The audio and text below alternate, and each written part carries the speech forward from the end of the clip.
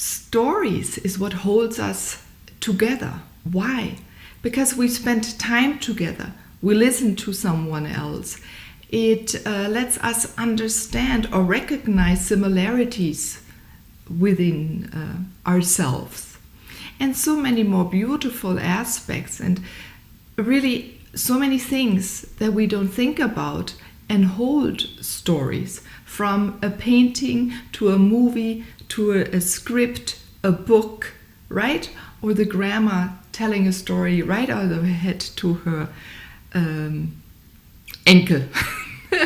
Nephew. Now I forgot it. Anyway, you all know what it means. This is a funny way to start the Sacred Expression show. Hello, this is Meilin Ehlke, today from Bavaria in Germany. And I have a special guest, Elizabeth Johnston, all the way from Canada. Hi there. Hello, welcome. And she's bringing us the gift today of showing the depth of story. And that's something, right, Elizabeth, that you wake up every morning to, that stimulates you to bring out into the world or pull it out of people. And you also have a little twist to it, because you bring in your screenplay experience. You teach at the university in Montreal, a screenplay, right? And what makes me curious, because I love video and there's so much happening nowadays where we express our story in our business as well, or in our hobbies or privately. But most of the time now it goes onto film. And so tell us a little bit how you got involved into screenplay, and then maybe we can talk about how we can improve, or whoever is watching today and listening into our conversation can use some tips that you can provide to implement to improve their own storytelling, or video making or filmmaking, or whatever else they can think of. Sure, that'll be fun. Thanks for having me. So, screenplay, how did you get pulled into it? Yeah, so I went to university for humanities, and then I had a professor who was a poet, Don Coles, and he was a wonderful humanities teacher. It was very inspiring. Mm-hmm. I think I ended up taking 2 or 3 courses from him during my undergrad, and he also taught poetry, and he was a poet, and he won the Governor's General Award for poetry here in Canada at one point. And so I wrote an essay for him in humanities class, and he gave it back to me with a really low grade, because up until then I was getting A's all over the place, and suddenly, what happened here? And he said, come see me. And I was mortified, because, I'm an adult and now I have to go to the teacher's office, and, but I thought, okay, well, I'll go, because I'm a good little girl. I do what I'm told. And so I went, and he said, it's a lousy essay, but it's a wonderful story. Have you thought of getting into creative writing? And I didn't even know what creative writing was, and because I was a voracious reader, I would, read and read and read, and like that was my favorite pastime. But I'd hold up the book, and I never really thought about the fact that there was a writer on the other side of the book. Like I'm just so absorbed in the story that I forgot. And even though I would go and buy books with the author that I wanted, so I knew that it was written by somebody, but somehow I just didn't have in my mind that it was an actual process. Mm-hmm. That for me it was just like, oh, you go to the store and there's a book, it just appeared there, kind of thing. I didn't, until I went to university, I didn't really appreciate that, and then to go a step further and think that, oh, I could be one of those writers, with the name on the cover, that kind of blew my mind too. But I think like the biggest thing that, the biggest transformation that I had with Don Coles was the realization that I'd always been a writer. I'd always been a storyteller. Up until then, I just was taking my courses and really enjoying them and excelling at them, but to, form my identity around the idea of being a writer or storyteller, that just would never have occurred to me, I don't think, or, unless I had met Don Coles, or maybe it would have occurred to me, but much later, and so I'm really grateful that my life intersected with him at the time that it did, because he helped me put my portfolio together to apply to the creative writing program. And at the time it was very difficult to get in. They only accepted 16 people every year, something like that, and so the spots were limited. And but he said, so do you have any stories or poems? And I said, well, no, I don't think so. And he said, well, do you have a journal or something that you write in? Bring in some things from there. And so he helped me pick out some things and shape them. And I realized then that I was doing that all along, but I just hadn't understood that that's what I was doing until he pointed it out to me.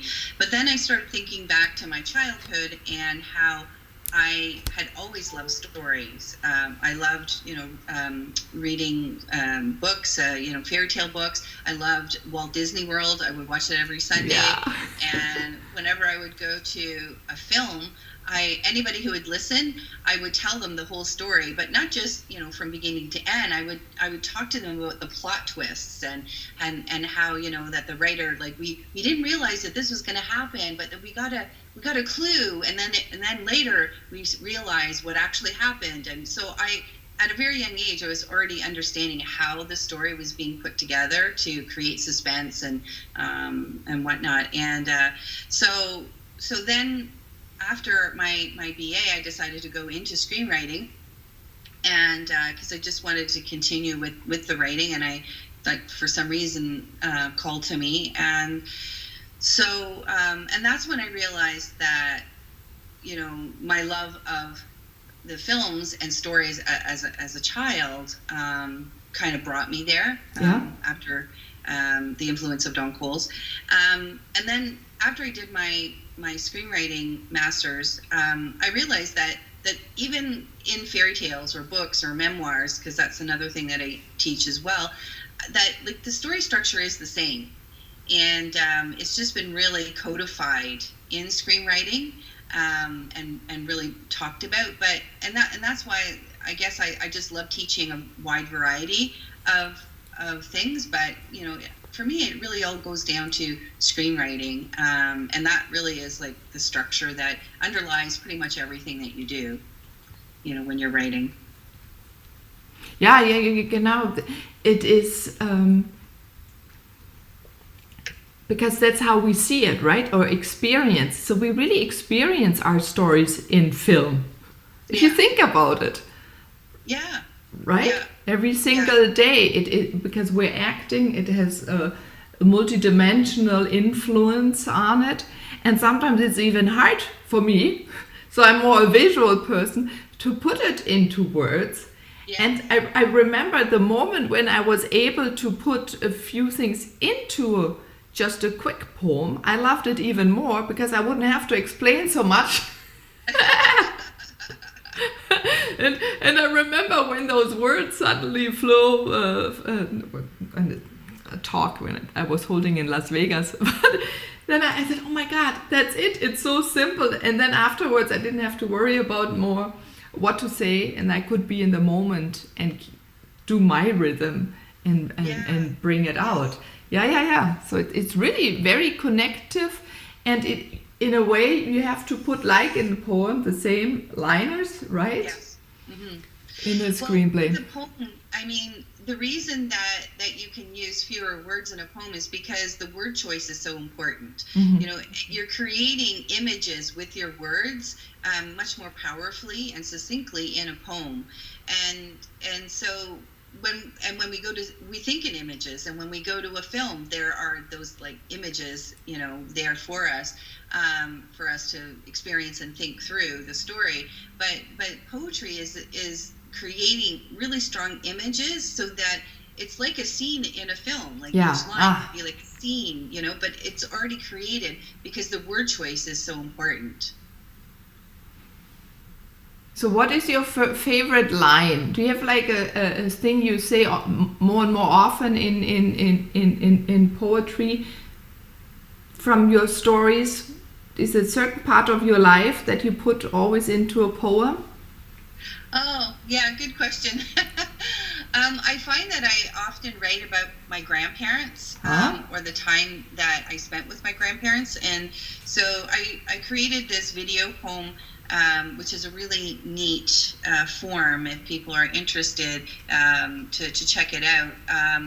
Video poems are poems that videos that you create from your poems, and so you could do it on your own, or you could do it something that's in the common use, like that's more than 50 years old. You can take any poem and create a video, and then other people like sometimes there's people who will make a poem, a video out of somebody else's poem, and then the poet is just reading the words, and somehow so there's a lot of different ways to make a video poem. But when I came across them, I was so excited because I had my screenwriting background and I've been teaching screenwriting for forever, and I love writing poetry and I love reading poetry, and I thought maybe I could make a little video out of one of my poems. And so I picked the one that was about my grandparents' time in a DP camp, a displaced persons camp after the Second World War. And they have all these photos. My grandmother kept all these photos from their time there. And I was always fascinated with those pictures. And so then I wrote a poem about them. And it was a poem for my grandmother. And then I came across the idea of the video poems, and so that was the one that I chose, because I've written a lot of poems. I could have chosen something else, but I chose that one. And then I worked with somebody who does stop motion animation. So it was a combination of stop motion animation and live action, and she melded the two together brilliantly. And also there was an original score created for it. And a friend of mine who teaches percussion, I asked him to be in charge of that, and he got three musicians together, and he put something together for the feeling of it, which was inspired by Chopin. Aha. Yes. And then I submitted that to a couple of the film festivals for video poems, and it was shortlisted into competitions, so that was fun. But I think that's a really easy way to, if you're writing poetry, or you want to dabble into film or video, and you can do it on a really low budget. I got a grant at the university to do that. But there's all other different ways, of putting something like that together and getting your feet wet, and just seeing if it's for you, Yeah. And so I highly recommend that for exploring. And the website to go to is movingpoems.com if they wanted to check that out. Thank you. I'm gonna type it later also on the film for everyone. And but what is interesting, so what is another tip you would say from the screenwriter view if we want to use a story to tell for a business, for example, right? Mm-hmm. Because it's becoming more important that there is a connection built up to the reader, to the viewer, or even to the listener. Sometimes we can turn film right into an audio. So what tip do you have to pull out that story and to bring it then on film? Yeah, that's a great question.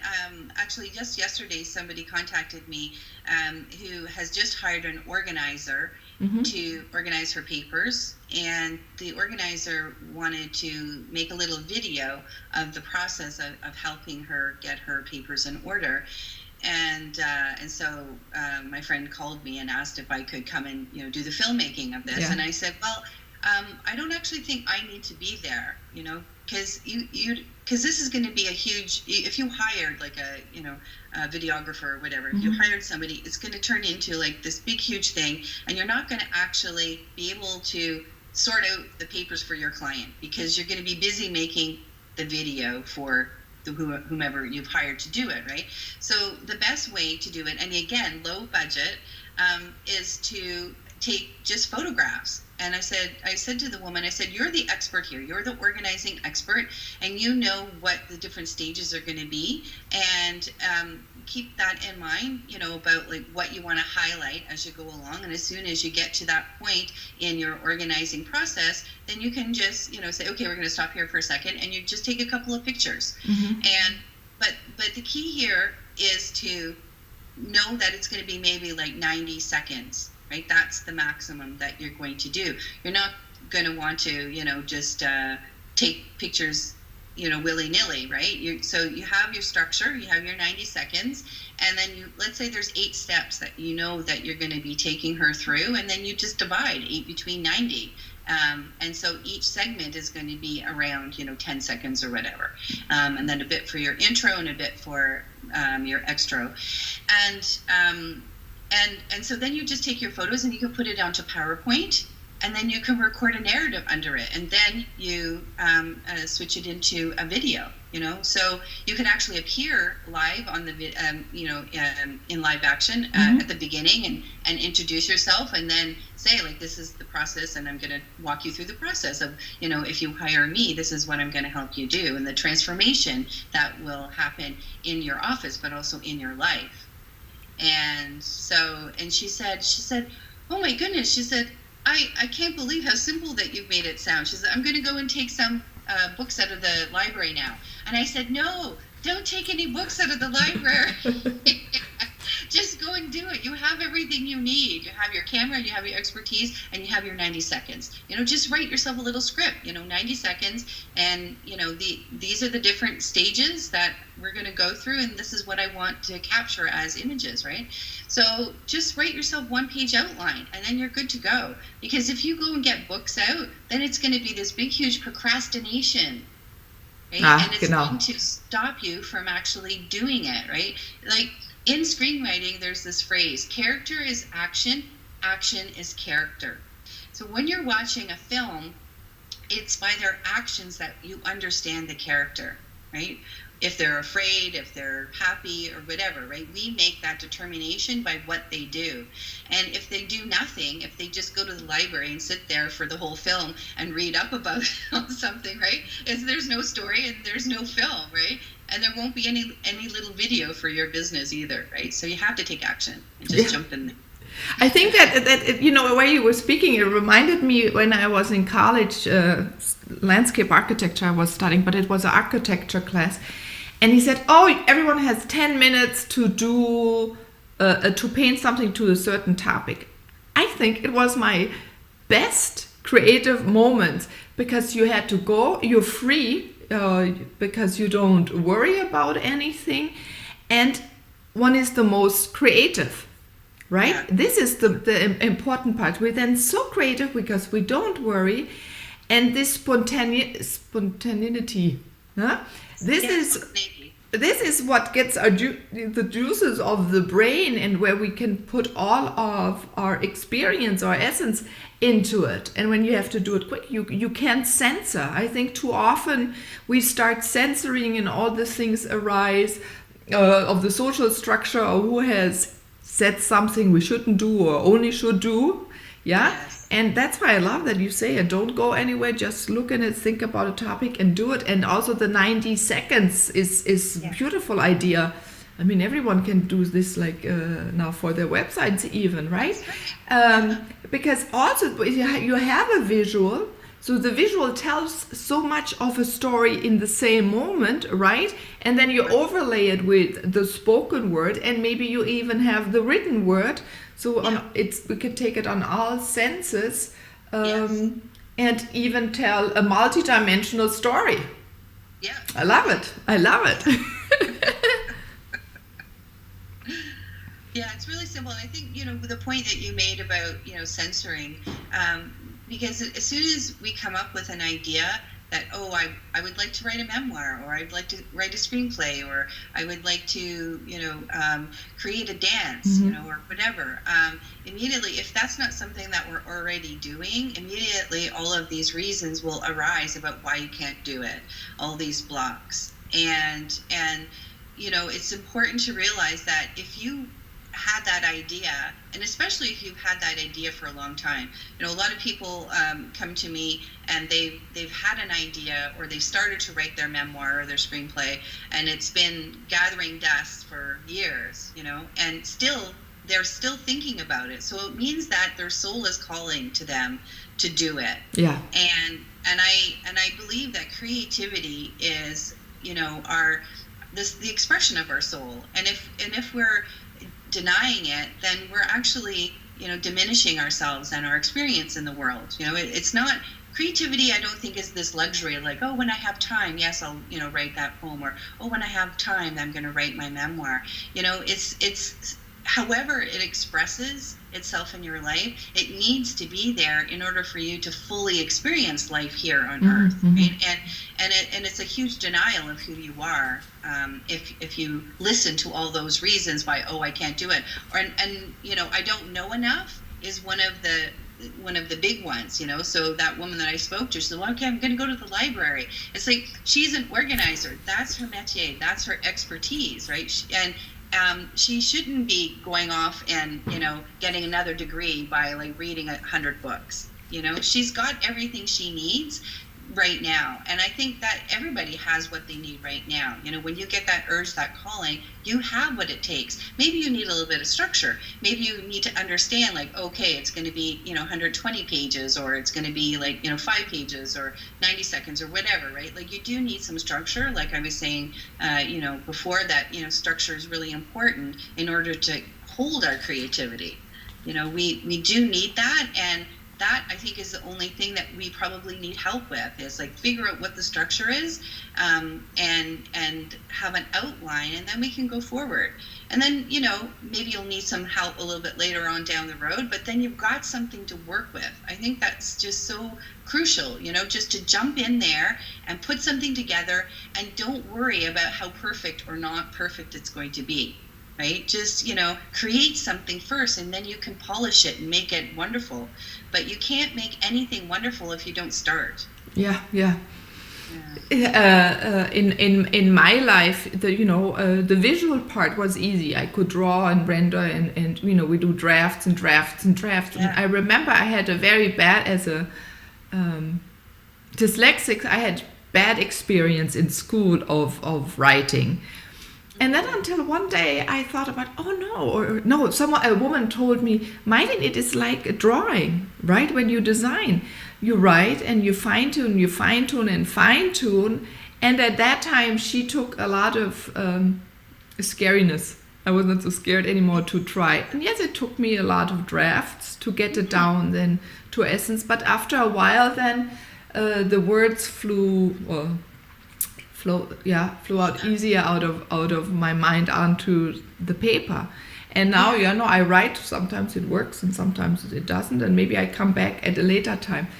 And to not be inhibited, right? And to just start writing, and if it's nothing but at least a few sentences are in there, why a certain thought came to us, and it needed to be expressed. And even if we file it away, but a few years later, we still can pull it out.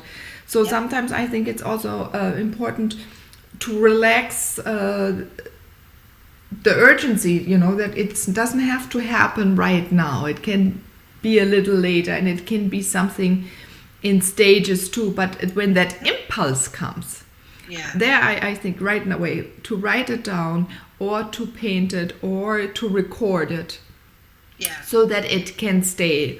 And then also we're much more relaxed after that, because we did something with it, and it inspires us and motivates us later to do more. Yeah, exactly. And that's the thing, that once you complete one thing, then you realize, like, oh, I can do it again. Yeah, because I did it before, and so it really boosts your confidence, and makes you understand what is possible, and that's just the tip of the iceberg of what's possible for you. So I think it's really important that people recognize that they can start anywhere, and that it's never too late to start.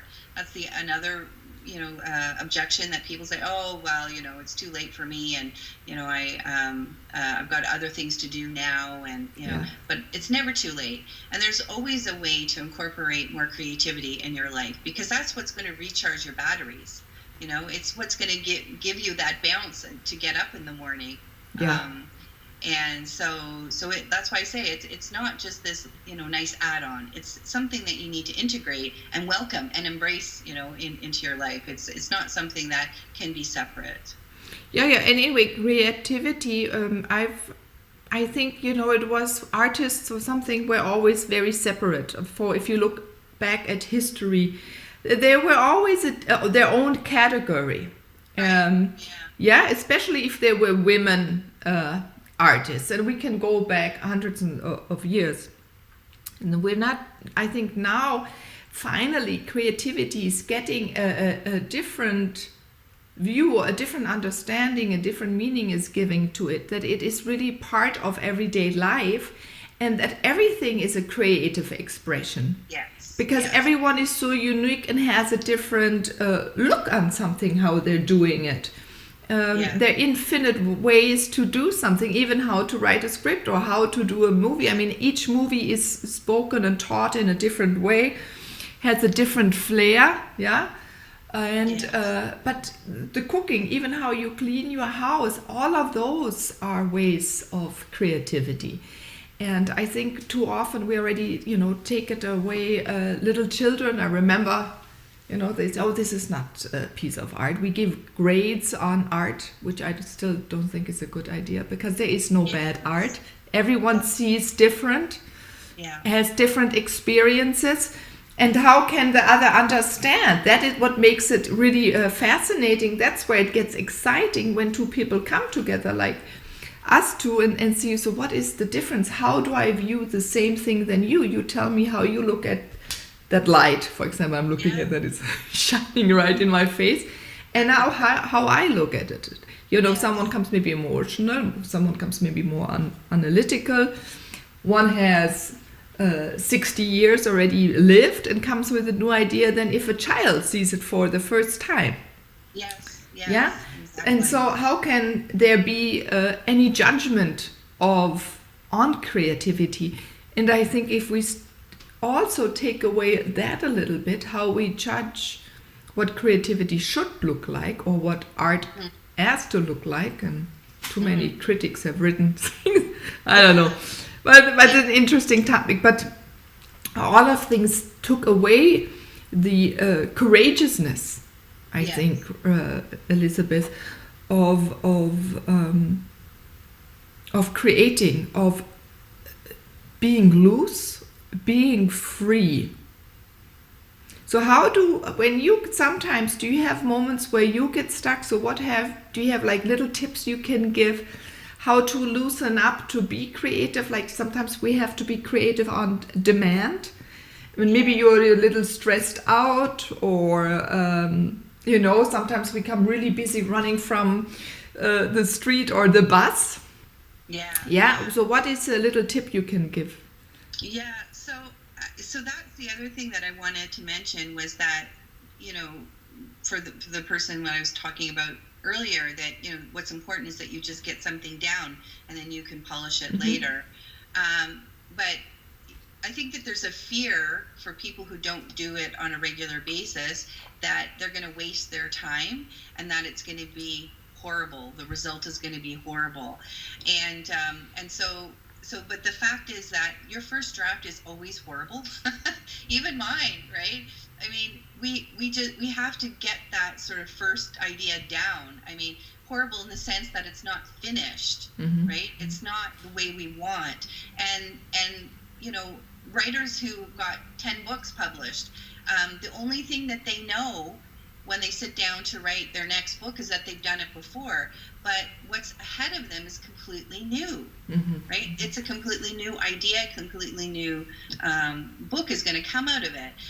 Or a sculpture, every sculptor, there's a big slab of stone, and he knows that he's done it before, or she's done it before, but what's going to be the next one? They don't know yet until it's finished, right? And so I think that one of the tips is to embrace the fear and recognize that that's part of the process, because you're walking into the unknown, right? You've got this inspiration, you've got this idea, but then now it's like, oh, where am I going with this? How am I going to get from here to all the way over there, right? There's this big space or darkness between, your initial impulse and where you want to end up, and just recognize that that's part of the process.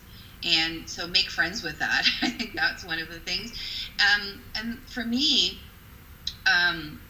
sometimes I have to be creative on demand, like you say. And it's all about scheduling. Again, back to structure and holding the space. You have to make room in your life for your creativity. It's not going to happen just by itself. Just like you have to make room in your life to take care of your cats and to take care of your husband and to take care of your son, you have to, that's a conscious choice. Yeah. You have to do that, and you have to find some time in your day to do that. It's the same thing with your creativity. You have to find, some time in your schedule for that and dedicate it to that.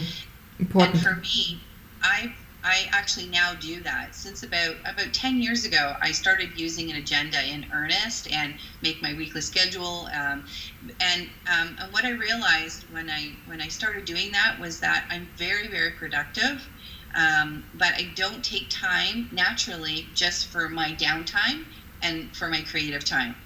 So I actually now, every new semester when I'm teaching, I make a new schedule, and I put time to just do nothing and to create in the schedule.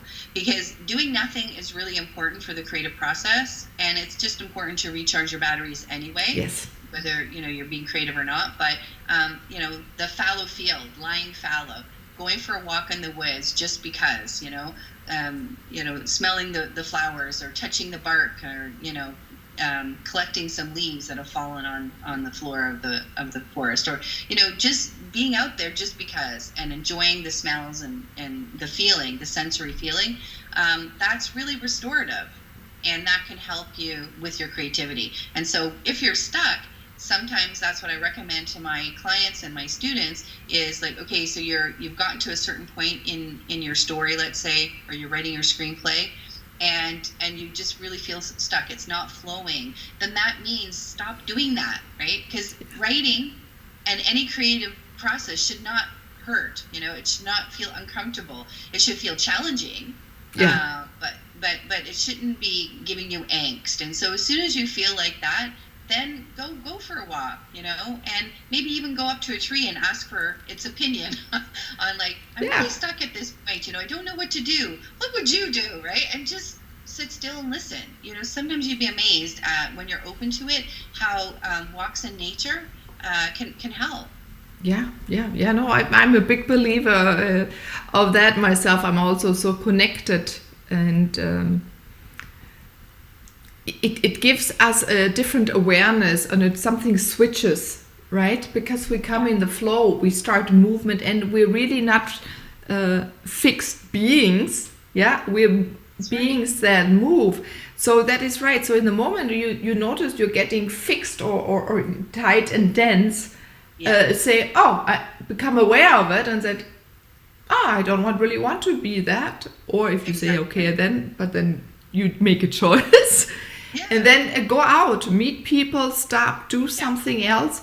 And maybe you come back the same day, or a few hours, a few minutes, and maybe you don't. And that is okay too. So I think it is important that we find our own rhythm of what works for me, what works for you, right?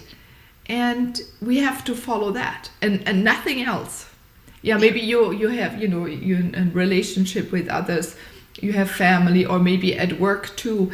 But even there, it is important, I think, that we share with others how I function, or if when you share with your co-workers or with your family how you work, that they can become more sensitive. And what happens, what I've learned out of my experience is, once we've shared this, and in a way we also acknowledge our own rhythm, others do the same. So even in a family, so something switches, and it's really a very beautiful way then there is then this movement, then it's not this edginess, and that can go away when we decide and are courageous enough to stand for our own rhythm. So when comes my intuition, I just spoke about that on my radio show last week, when comes my intuition? So you probably, Elizabeth, have a way, or the listener and viewer has a time when it's easy.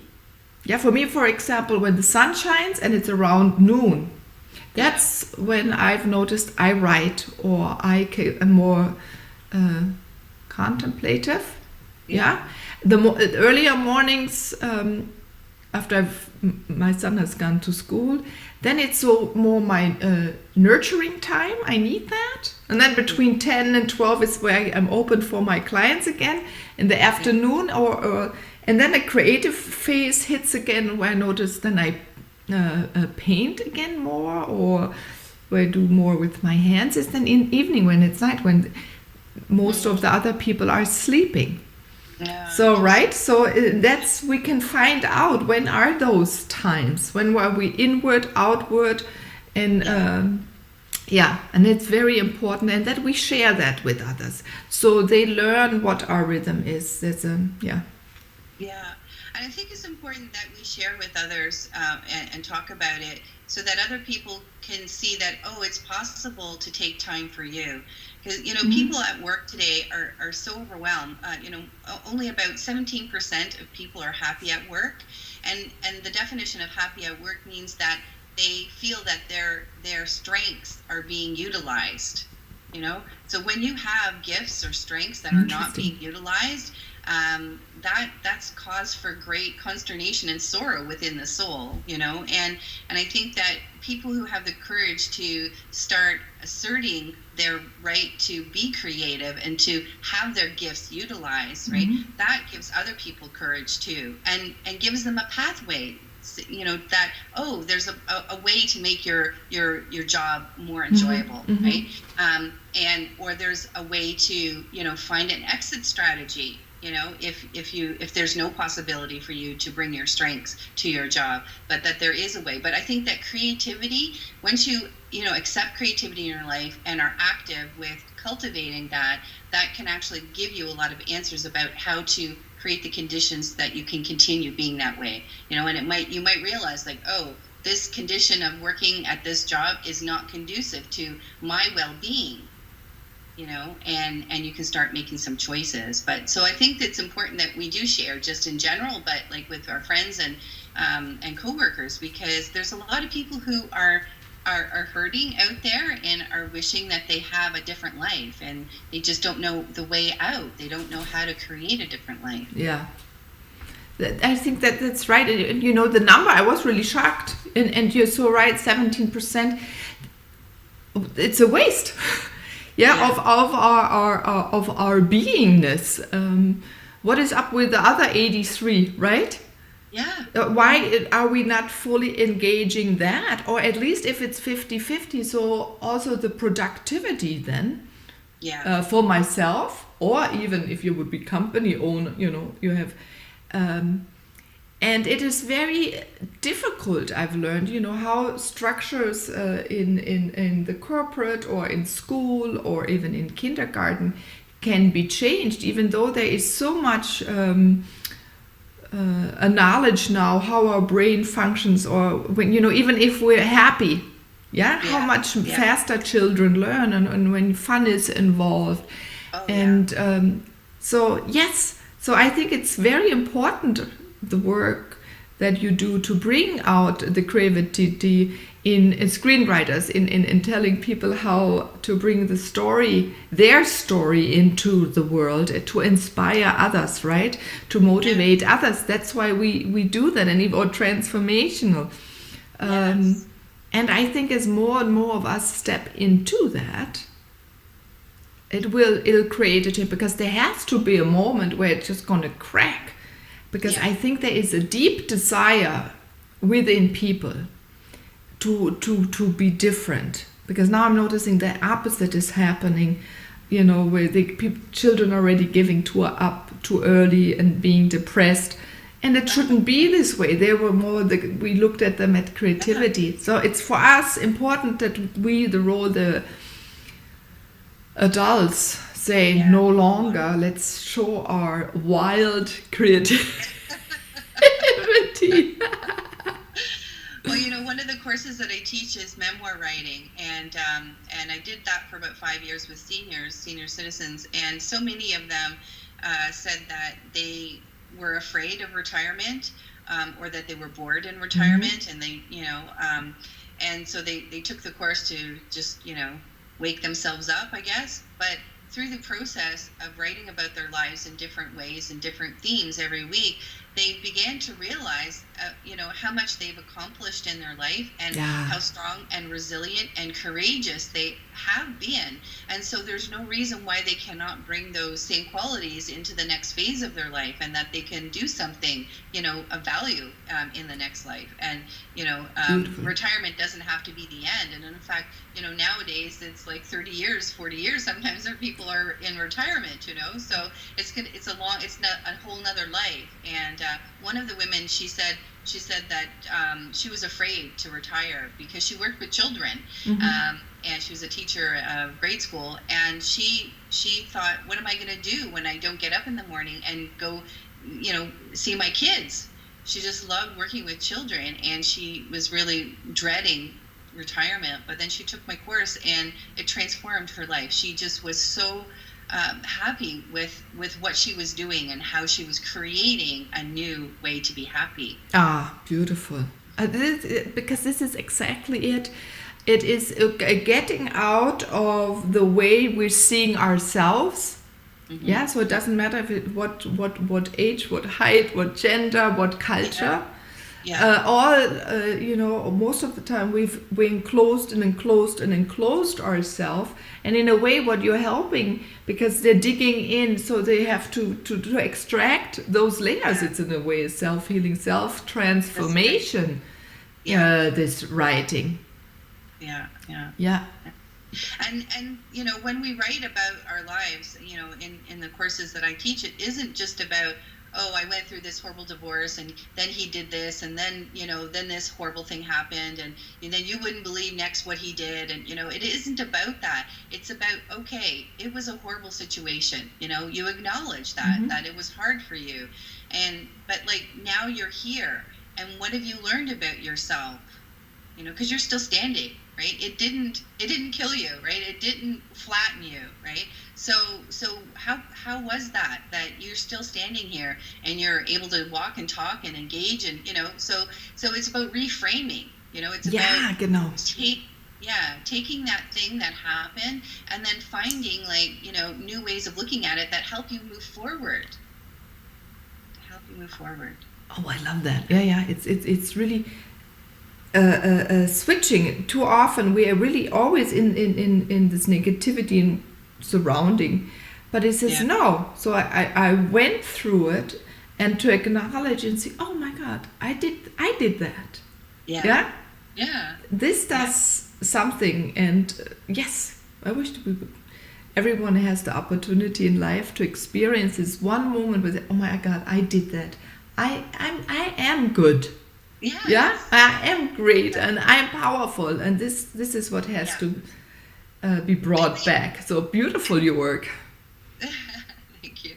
But the other thing too is that that reframing kind of isn't finished until you share it with somebody else. Just like a book, you could write a book, but if it's lying in your basement and not shared, it's not going to affect anybody. It's not going to transform anybody, and it's not going to give you the feedback that you want too, as a writer. And so, every week when they come in and they share their story, based on the theme that I gave them to write about, sometimes they're really nervous or shy or whatever, but they speak their story and they get so much confirmation back. It's like, oh yes, I can relate to that.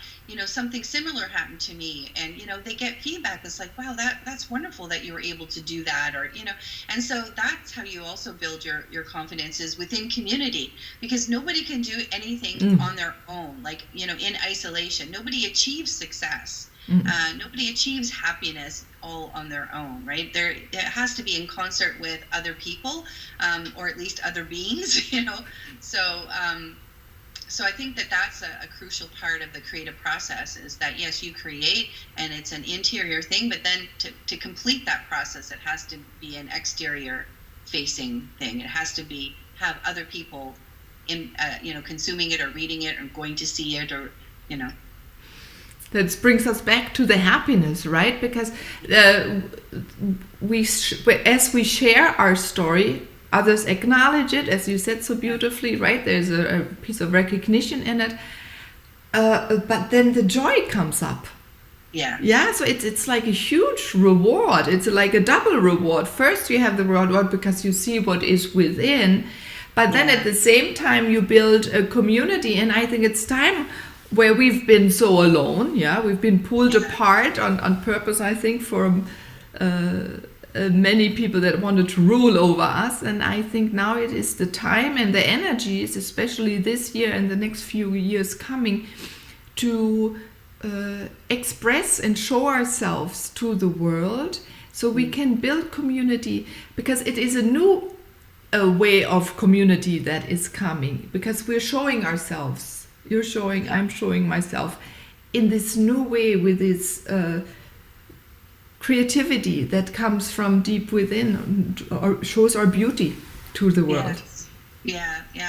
And I think because we don't live in little villages where everybody knows everybody, and I think that's why we have to, go outside or on the internet or whatever and create these communities, because we do need them, and back when, there was the artist and the shoemaker and the baker, and, they all lived in the same little village and everybody had their role. And I think probably they each individually were creative in their own way, but everybody knew everybody. And so you got your needs met, for community and for bread and eggs or whatever, within like a small community.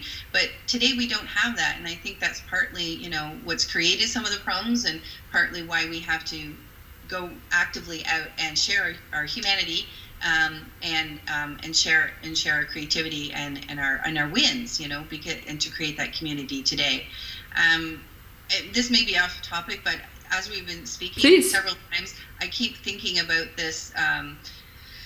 And so I was in Ottawa recently, and for a business trip, and it's only 2 hours on the train, and I met a woman there who has a little place where she does workshops further out in Gatineau, which is about another half an hour or something outside of Ottawa. So from Montreal to her little cottage would be about 2.5 hours traveling, maybe 3 hours. But for some reason, when I was doing the MapQuest, figuring out the distance, I had it on walk. And it said for me to walk from here to there would be 46 hours. Can you imagine? 46 hours to get to a place of community where people are taking workshops and, in the creative life, as opposed to 3 hours on, a bus or train or something, And so now it seems like we have to go further in order to create those communities, but how blessed we are that we have, transport that we can do that, because, and but on the other hand, I wonder what we could do if we had to walk 46 hours, what thoughts we would have, what we'd be working through, and what we would come out with at the other end, what stories of courageousness that we would have, because we would encounter things on our walk too, right? It isn't just like a straight thing, right? But so it's like both that we need to take more time for ourselves, go for walks, because those are very fruitful, but also, walk towards the direction of creating not only for yourself, but creating community, because that's where you're going to get your validation and also your inspiration to continue. Oh, that's beautifully said. Yeah. That is like a beautiful story, as one thing, in bringing over the point and the inspiration for others, Elizabeth. At this moment, before I'm going to thank you for speaking with me on the Sacred Expression Show, I want to share with the viewer that we're coming together, us two, to create a little workshop where we meet twice to encourage everyone to embrace your creativity and draw out with little exercises and input of the visual or the written word and whatever comes, and how to bring it more into your life, right? And we're going to come together. So I invite everyone to look up under ownyourcreativity.com, embrace your creativity, and join us next month where we get together to create something beautiful with you. Would you like to say something to that, Elizabeth? Yes, I'm so excited that we came together. That through how we met on Facebook and we connected on the shamanic level, and which is not something that we really talked about today. But I thought that that we do such different things, but we had that in common. Mm-hmm. And then once we realized we had that in common, it opened up so many other things that we had in common, and that I think was what inspired us to create what we're going to offer people in it coming up, because on very different level. Our gifts, and not being afraid of getting up on stage there and speaking our truth and wisdom. So I'm really excited about our workshop that we're going to be offering. Yes, me too. So I welcome everyone. Do come and join us to have fun. So Elizabeth, thank you very much for being on the Sacred Expression Show. It's always fascinating for me to see what people in this magical, beautiful world create for others and create for themselves. So thank you very much. And today we even had Puccini, our cat, and everyone, we're both cat people. I do draw them into my life, and he's walked by and sat with all of us for a while. And the funny thing is, I call him always my shamanic cat. I had another, she just passed, what was more the Star Nation cat with a higher vibration, but he comes more for the physical world. So fascinating that he was here and supporting, I think, every one of us to bring out the best in us and the most beautiful and fascinating creativity. So thank you, everyone, and I'm looking forward to seeing you again. Bye, Elizabeth.